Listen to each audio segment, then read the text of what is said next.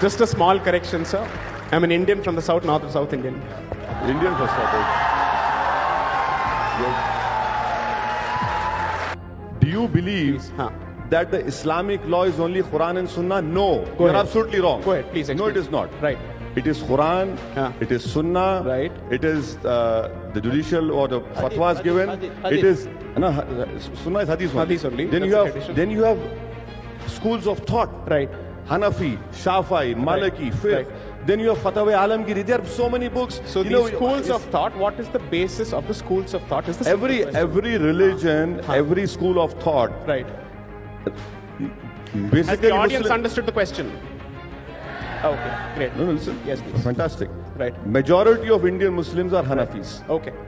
We follow Fatwa Alamgiri. Okay. And that protection, where it comes from? Article 26. Okay. Isn't it? And what is the basis of Fatwa Alamgiri? Fatwa Alamgiri is the opinion of the Islamic scholars who were born in India. Based on what?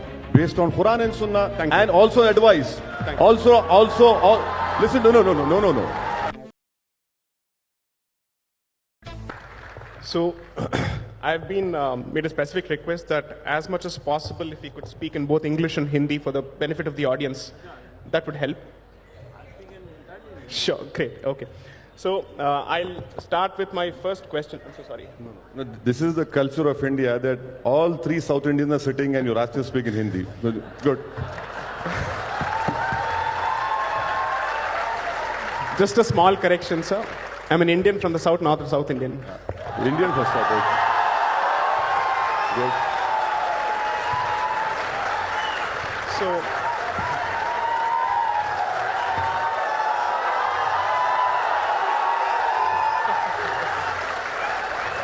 So, I'll start with my first question to Dr. Swamy. Since the topic of the debate happens to be constitutional values, I remember you making a statement, and in fact, perhaps you've even written on it, that the Constitution, at the heart of it, is a dharmic document, and it sees India as a Hindu Rashtra. And I suppose that this entire statement or conclusion comes from your experience with handling constitutional law and having read it. For the sake of the audience, could you please enlighten us as to what is the basis of this statement? Because I've read the constitution debates myself, and I'd like to understand your position on this. Sure. First of all, I must repeat again, this topic that you have framed, the critical word is now. And whatever Mr. Owaisi said, while I don't disagree with it, but I will say this has been happening all through the last 70 years. But he is only bothered about the last 5 years. That's the problem. The threat to the Constitution will always be there because we are a country which has come through out of imperialism and foreign invasions, and therefore this process of becoming your mindset to being prepared for abiding by the Constitution is going to take time, and that means through struggle. So therefore, this word, if you were to ask me, this debate was badly framed because you used the word now. So once you have dropped the word now, I'll come to this question. First of all, I will also say that the directive principles are not, you can't, individual citizen cannot go to court and say, these directive principles I want to enforce because it is my fundamental right. True. But it also says the provisions contained in this part, which is the directive principle, shall not be enforceable by any court, but the principles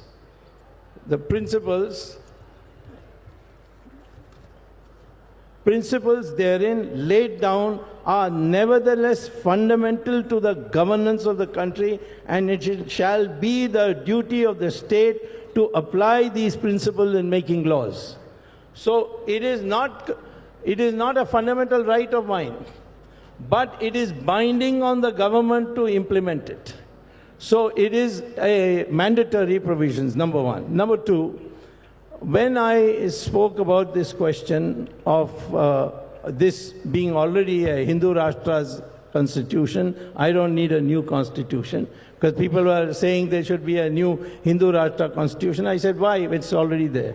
All that the Hindu Rashtra would require is already there. First of all, in the preamble, they have said faith is a fundamental right. So in this Ram Janmabhoomi, we won the case because my petition, which came in, and said that my faith is that Ram was born here, and that I have a fundamental right to pray there. Whereas a mosque is a place to read namaz, and namaz can be read anywhere, including in my drawing room, even on this place. So this distinction showed that we were able to use the word faith for a religious purpose, which is dear to us. Second, Uniform Civil Code has to be enforced by the government. That's what the Constitution says. Protection of cow is here. It's not on agriculture. It's a ban on cow slaughter. I'll read it out because Owaisi is a highly educated lawyer. So lawyers never tell the truth. So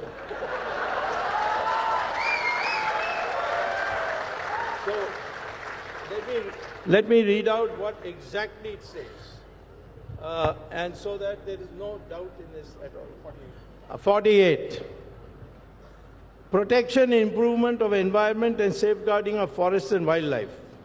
The state shall endeavor to protect and improve the environment and safeguard the forest with life, etc.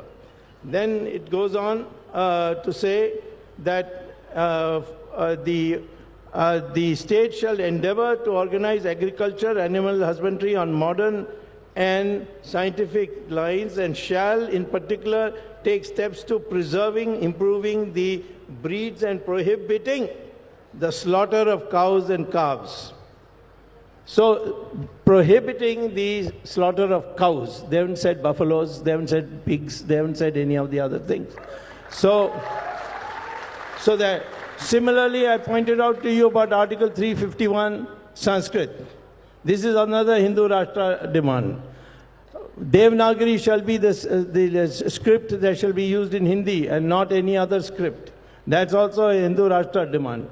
And throughout, I will show every place wherever there is a Hindu Rashtra demand. Hindus can never want that all should follow Hinduism. All religions lead to God, so we have no difficulty if there are Jews here, there are Parsis here, there are Christians here, there are Muslims here. And they want to worship, we will allow it. Do they want to build a masjid? Of course, they have a right to build it. There are Muslim countries where I can't build a temple, but this country you can build as many mosques you want. So that is the issue. So I have a question for you, sir. So you don't want to reply to him? You can respond to him after I ask my question. Yeah? Okay. So from what I understand, and please correct me if I've got the history wrong, AIMIM is the successor organization to the MIM, which was, no, it was not? I see. So it was started by Mr. Qasim Rizvi, who fled to Pakistan in 1957. You got your history and facts wrong. I thought he was for the support of the creation of a South Pakistan, which is the Hyderabad princely state. Let me just finish my question. Let me just finish my question. You can correct me. I'll allow you to correct me.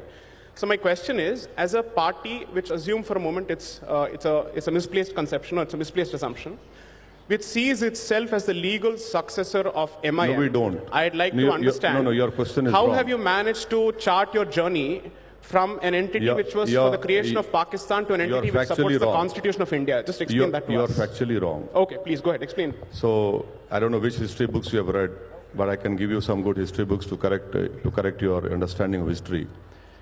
This is a political party which has no relation whatsoever with the earlier MIM. This is AIMIM. People who had, who were called Razakars, they went to Pakistan. We have no connection whatsoever with the Razakars or with that MIM which is called. This was a party which was established and registered in the Election Commission of India. We started our political journey in 1958 onwards. And when you register a political party, you have to subscribe and accept to India's constitution. And that is how this political journey has started from 1958 onwards. So since you mentioned that under this particular government, there has been a lot of, let's say, sabotage as far as the constitution is concerned.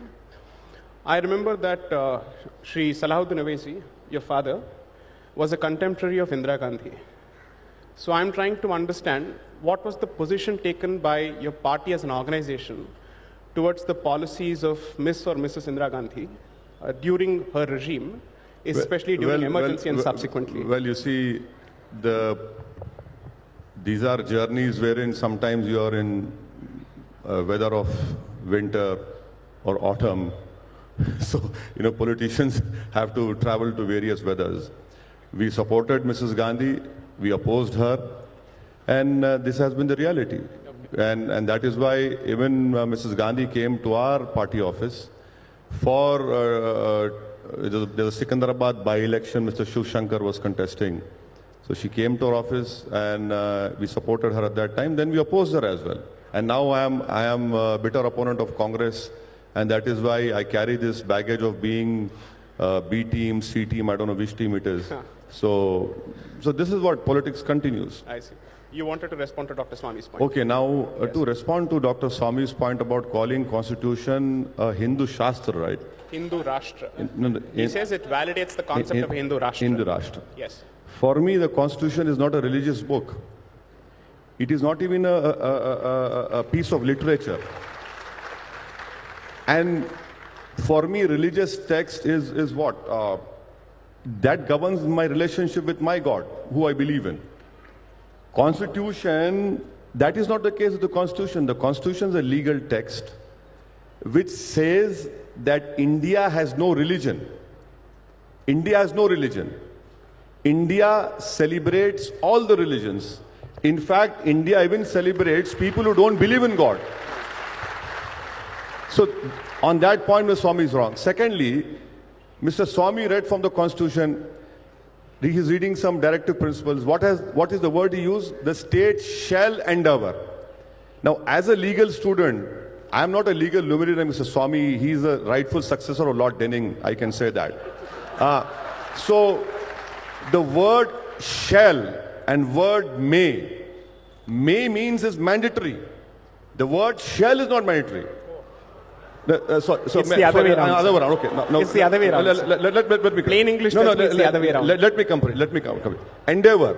Now, endeavor, when it comes to endeavor, is it compulsory in the government? No. And when you talk about, sir, that cow slaughter, you read earlier. Can I just pass me that? Let 1 minute. I could have got it. See, when it comes to cow slaughter, what it is under directive principle of organization of agriculture and animal husbandry. Organization of agriculture and animal husbandry. So where is the question of acceding to the Hindu religion over here? And please remember that when Constitution was being made, Shama Prasad Mukherjee was there. And then Mr. Swamy talks about directive principles. He talked about Uniform Civil Code. Let me read 51B. To cherish and follow the noble ideals which inspired our national struggle for freedom. He is against protest. How did we get our freedom? Had we not protested? And didn't Ms. Swamy's party protest with Anna Hazare? You did protest. You did protest. I mean, not you in person. You don't come out on roads, you go to courts. Yes. But there was a protest. There was a protest. And then you talk about directive principles, sir. You know, for Uniform Civil Code, what will be the Uniform Civil Code? Please tell me.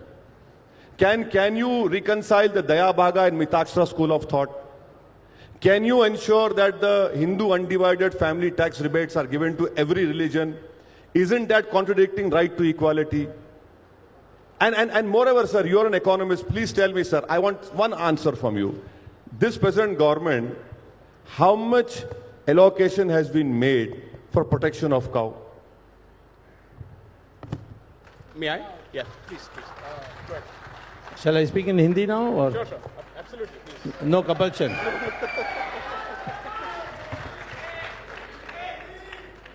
All right. अब आधा हिंदी आधा अंग्रेजी. अंग्रेजी हो गया है तो बाकी सब हिंदी में अब. यहाँ जो लिखा है वो जो इन्होंने पढ़ा है उससे भिन्न है।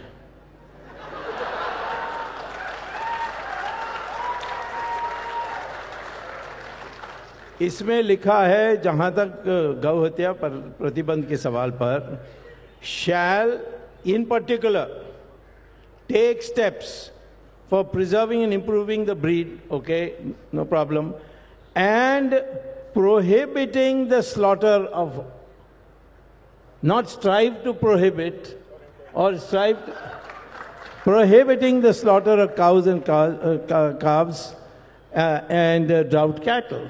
So, let me finish. No, you complete, sir. Second, you say this is not a religious document, but it's a secular document, and we believe, and what the Constitution says that all religions are equal.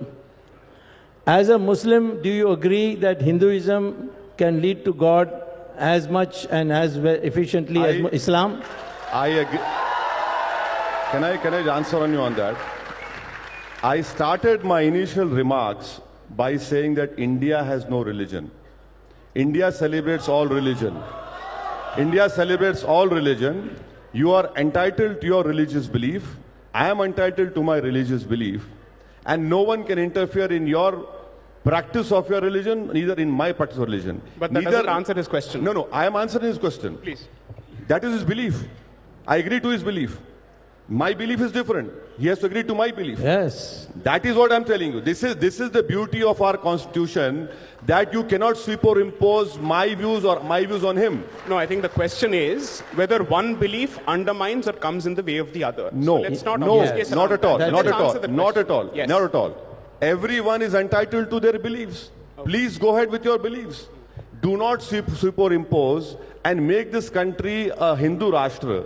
Do not make this country a country of one religion or one culture or one language. Fantastic. So, since you raised that point, and I'm assuming that please. You talk about cow slaughter, sir. Yeah. Sir, you are in power in all the northeast states. Can you please bring a bill over there? Why are you not doing it? I'll tell you. Please do it, sir. I'll tell you. You have repeatedly said this many times. We Hindus believe that the breed called Bos indicus is the sacred cow. The cow in northeast is Bos taurus. We have no reason to protect them. And Bos indicus is the only breed that we shall protect as sacred, and northeast is free to eat the cow. They call it cow, but it is not a cow. So, may I? For the change, for the flavor of change, let's just move away from certain bovine topics, right? No, I didn't start it. I understand. Start. So, let me just ask you. So, since you seem to have a fundamental problem with the concept and idea of a Hindu Rashtra, and I'm assuming that you have a problem with it after understanding what it is about, could you please explain for my understanding and for the audience's understanding as to what do you understand by the word Rashtra? How is it the same as Rajya, or is Rashtra the is it different from Rajya, or is it the same as Rajya? Could you please explain that for us? You see, the word nation has been used. अगर आप चाहें तो हैदराबाद युद्ध में भी बात कर सकते हैं, sir. The word nation has been used in the preamble. So I'm talking about Hindu Rashtra. No. I'm happy with that. Right. Now, You're happy with that? Okay. When you talk about Hindu Rashtra, then you go to the Savarkar's ideology, what he wrote, that Muslims and Christians do not believe, because India is not a holy land, or their Putra Bhumi or Matru Bhumi, right? Yeah, exactly, that is there. When you talk about Hindu Rashtra, then you go back to what Golwalkar said in 1930s. He said that if Muslims have to live in India, they should be denied citizenship right, which one step has been taken under CAA now. When you talk about Hindu Rashtra, it was the RSS, let me answer, or you can come and sit here. I would request members of the audience to maintain decorum, and trust me, all questions will be asked. Please. It is the Hindu Rashtra, when you ask Hindu Rashtra, is that it took RSS, after it was banned, to accept in writing that they will accept even the national flag. When the national flag came out, there is an article signed by RSS people in organizer that they say we do not believe in these three colors because it is inauspicious. It still doesn't answer my question as No, to no, what is the I'm meaning of explaining to Rashtra you. according to I you. am explaining, sir, do you... What is Rashtra according no, to you? that is what is Rashtra.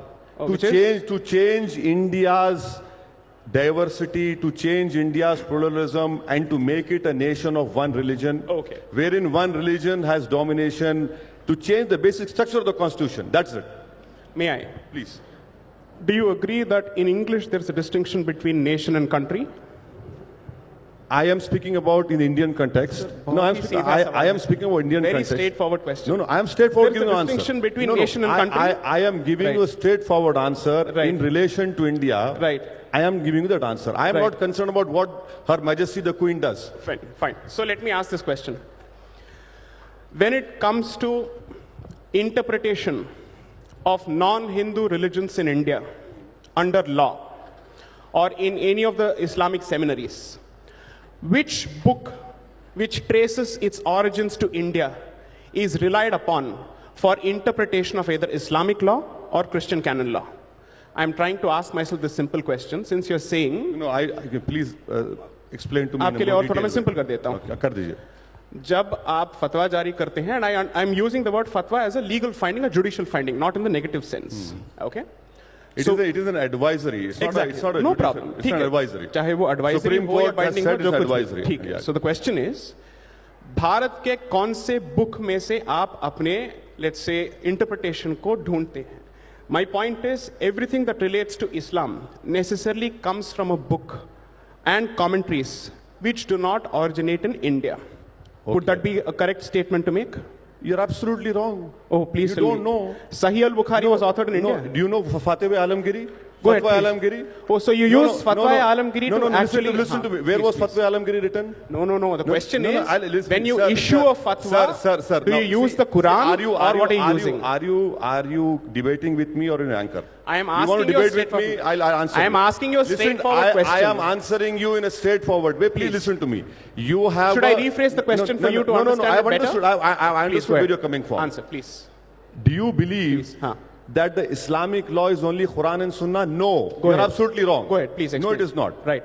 It is Quran, it is Sunnah, Right. it is the judicial or the fatwas given. Hadith. It is no, Sunnah is Hadith only. Hadith only, Then that's you the have tradition. schools of thought. Right. Hanafi, Shafi'i, Maliki, Fiqh. Right. Then you have Fatwa Alamgiri. There are so many books. So these schools of thought, what is the basis of the schools of thought? Is the simple question. every religion, every school of thought. Right. Basically, Has the audience Muslim- understood the question? Okay, great. No, listen. Yes, please. Fantastic. Right. Majority of Indian Muslims are Hanafis. Okay, We follow Fatwa Alamgiri. okay, And that protection, where it comes from? Article 26, okay. isn't it? And what is the basis of Fatwa Alamgiri? Fatwa Alamgiri is the opinion of the Islamic scholars who were born in India, Based on what? based on Quran and Sunnah, Thank you. and also advice. Thank you. Listen, no.